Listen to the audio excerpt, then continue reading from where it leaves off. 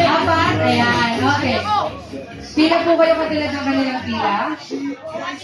Kailangan ko po dito ng tagahawak ng kandila. Dalawang tagahawak ng kandila. Asan ang ating kandila?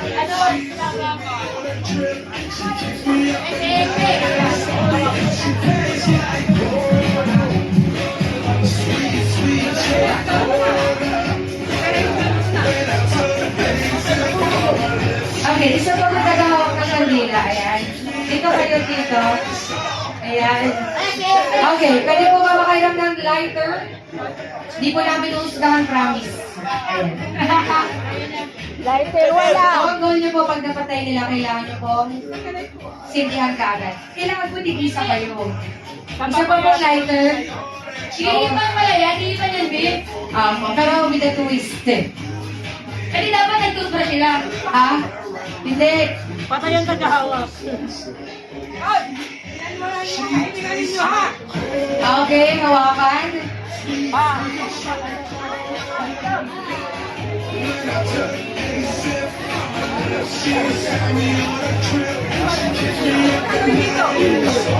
Okay. Kakain na po kayo, pero again, mag-blow muna tayo ng candle. Okay, kagatin ng pinggan.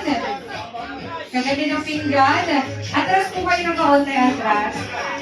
Atras. Kulang sila po walang ano. Hindi, ano na lang, pasahan na lang. Ang kapal naman nung sa'yo. Okay, atras po sila, atras. Atras po kayo, atras, kasi tupres po kayo sa likod. Okay, simple lang po ang gagawin nyo. Kailangan nyo lang pong patayin ang kandila gamit ang paper plate na nasa inyong bibig.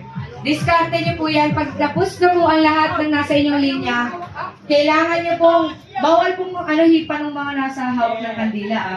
Kailangan nyo pong sumigawan ng CMV. Okay? Atras pa po ng konti, atras. So pagbilang mo ng tatlo, magsisimula na tayo. Isa, dalawa, tatlo, go! Wala pa. Wait lang, isa ulit. Kailangan paypayan, bawal yung hipan, kailangan papaypayan nyo. So, kailangan yung galawin yung inyong ulo. Huwag yung hihipan, ha? Ang daya na. Hinihipan, eh. Tumalsik yung laway, naramdaman ni Mark. Oo, tumalsik. Di daw ng toothbrush. Okay, 1, 2, 3, go! Okay.